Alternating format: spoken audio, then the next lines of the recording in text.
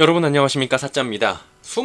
이 유튜브 안에 수많은 콘텐츠 가운데 굳이 이렇게 사짜 튜브를 클릭해 주시고 시청해 주고 계신 여러분께 진심으로 고개 숙여 감사의 말씀을 올립니다. 자, 지금부터 오늘의 콘텐츠가 상영될 예정입니다. 자, 상영 전에 이거 공짜입니다. 손만 살짝 움직이시면 돼요. 구독과 좋아요 살포시 눌러주시면 진심으로 감사하겠습니다. 큰 복 받으실 거예요. 이번 주에 로또 되실 거예요.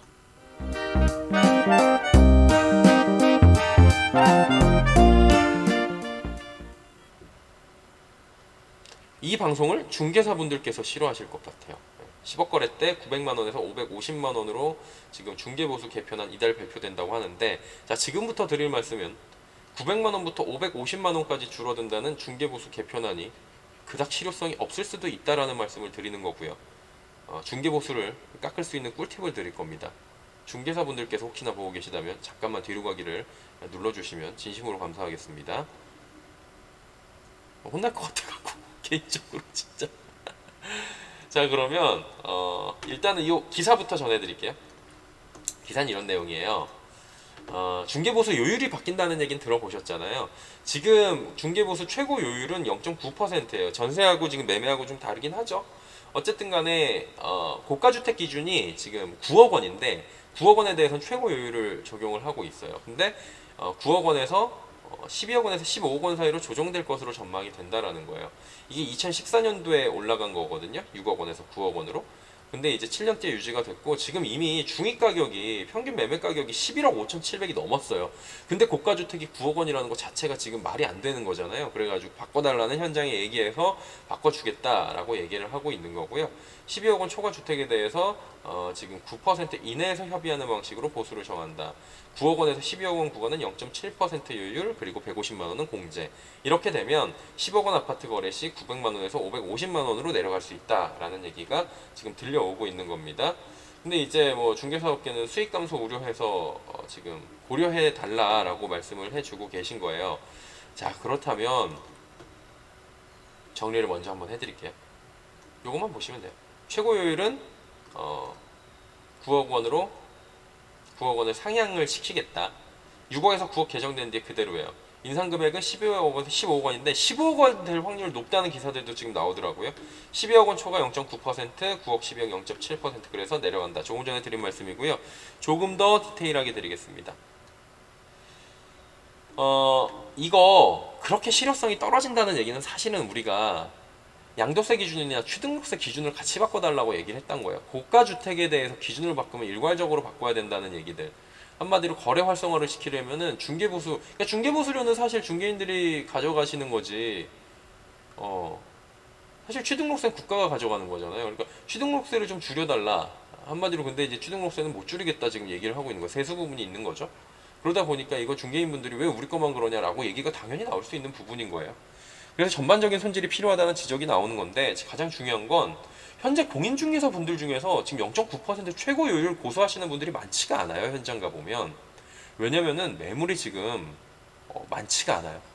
매물이 없지 않습니까? 지금 요즘에 나오는 얘기가 뭐예요? 매물이 감소가 되고 있다. 매물이 없다. 매물이 씨가 말랐다. 그럼에도 불구하고 한 건씩 거래가 되면서 지금 신고가가 경신되고 있다라는 거잖아요. 그 매물 하나 잡기 위해서 수많은 공인중개사분들이 경쟁을 한단 말이에요. 옛날에는 공동중개를 하지 않았는데 지금은 세 개 공인중개사분이 함께 공동중개하는 것까지 봤어요. 왜냐면 매물이 없으니까, 너무 힘드니까 공조를 하는 거예요. 그러면서 한 개라도 더 해가지고 이번 달 월세 내고 빠듯하다는 거예요. 이분들도 힘들다는 거예요. 수년간 이런, 지금 이게 사실은 1, 2년 그런 게 아니라 3년 이상 지속이 됐어요. 손님 유치하기 위한 경쟁이 굉장히 치열해진 상황인 겁니다. 자, 지금부터 본격적인 말씀을 드릴게요. 써있죠? 잠시 뒤로 가기 공인중개사분들 가셔도 돼요. 매물 자체가 적습니다, 지금.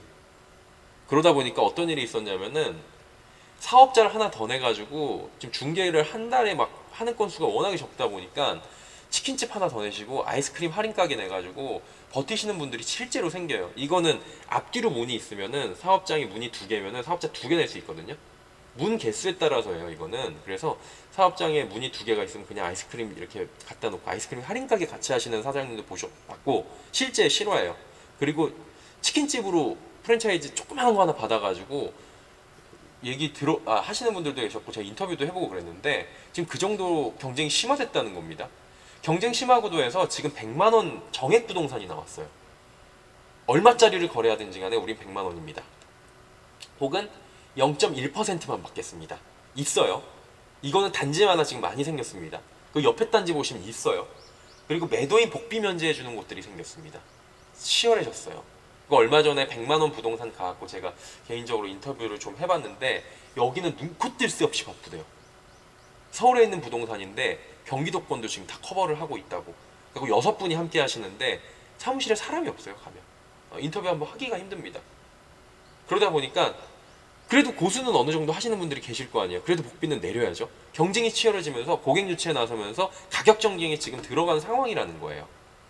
이미 시장에서는 말씀드렸다시피 0.9% 요율받기 굉장히 어려워요. 지금. 그럼에도 불구하고 분쟁이 나는 경우는 사전에 조율되지 않은 경우예요.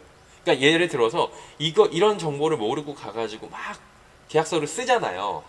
계약금을 선입금 하고 나면은 밑에 보면은 복비에 대해서 나와 있는데 몇 퍼센트로 한다라고 그때는 써 있어요. 그래서 아니 사장님 근데 좀 내려주셔야 되는 거 아니에요? 아 여기 써놨잖아요. 지금 중개 잘 해드렸는데 이것도 맞는 얘기잖아요. 그래서 미리 얘기를 하지 않으면 불필요한 복비 관련 언쟁이 진짜 생겨요 현장에서. 그래서 요령은 이렇게 하면 됩니다. 집을 계약하기 전에 미리 복비에 대해서 정해 놓으시면 돼요. 미리 복비에 대해서 정해 놓으세요. 이게 집을 보러 다닐 때 미리 말씀하셔야 돼요. 이거는 복비를 정해둘 때 주변 시세를 미리 파악하라. 이게 더 중요할 것 같은데 주변에 여기는 얼마에 해주고 똑같은 집을 여기는 얼마에 해주고가 다 달라요. 지금 0.9% 고수 안 해요. 이분들도. 그리고 박리담회가 오히려 나을 수도 있다는 생각들도 이분들도 함께 하시는 부분이 있기 때문에 시세를 미리 파악하는 것도 소비자로서 굉장히 필요한 지금 상황이고요. 복비 저렴한 곳 얘기하면서 적당선에서 내고해두는 것도 필요하다는 게 뭐냐면은 제가 말씀드렸던 아까 100만원 복비도 있고 그 다음에 뭐 0.1%도 있고 여러 가지가 있잖아요. 근데 중개를 해주시는 방식이 좀 다를 수는 있겠고 노하우가 다를 수는 있겠지만 공인중개사 양식 똑같고 그 다음에 피해를 받았을 때 해주는 공제도 똑같고 다 같은 거잖아요. 그러다 보니까 소비자 입장에서는 이런 얘기를 할 수 있다는 거죠. 복비 저렴한 곳 어떻게 얘기를 하면 이거 실제로 있었던 일이에요. 가가지고 선생님 얼마예요 여기는? 그러면은 뭐 많이 주시면 좋죠라고 보통 얘기를 하더라고요. 많이 주시면 좋죠라고 말씀을 하실 때 근데 뭐 이런 말씀드리기 조금 죄송한데 그러니까 너무 대놓고 하는 것보다는 서로 감정 상하지 않게 옆에도 보고 왔는데 지금 뭐 옆에는 뭐 예를 들어서 여기서 요율이 500이라고 쳐요. 500인데 옆에서 뭐 한 300 준다고 하면은 옆에서 300 준다고 하는데 근데 저는 그래도 사장님이랑 계속 봤는데 좀 그래도 사장님도 잘 해주시기를 좀 바라면서 하고 있어요 라고 얘기를 하면 그거보다 조금만 더 줘요. 그러면은 한 350만원? 330만원? 요 정도 드리면은 기분 좋게 서로 할 수 있다는 거예요. 이게 실제로 시장에서는 지금 운영이 되고 있는 방식이에요. 근데 이걸 얘기를 하나도 안 하고 가면 아까 말씀드렸다시피 요 위에 보세요.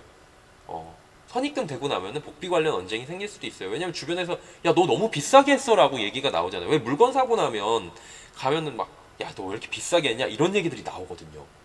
그런 부분들이 이제 미연에 방지를 하는 방법들 그리고 사전에 좀 조율을 하고 들어가면 굉장히 지금 조정이 되는 폭이 크다라는 부분인 거예요.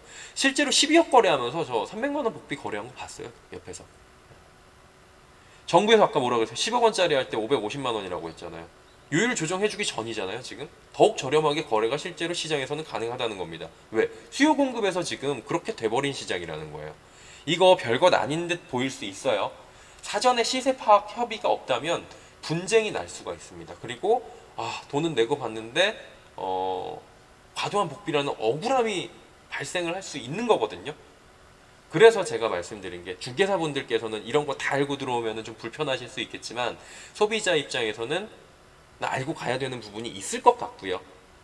또 이제 제 방송을 시청하시는 분들께서도 아시면 조금 도움이 되실 것 같아서 말씀을 드렸고 혹시나 정부 관계자가 들으실지 모르겠지만 중개 보수료 내리는 거는 지금 어느 정도 시장에 선반영이 돼 있다라는 부분도 알고 계셔야 될 것 같아요. 시장 경제는 정부에서 개입하기 전에 이미 다 이렇게 가고 있다는 거예요.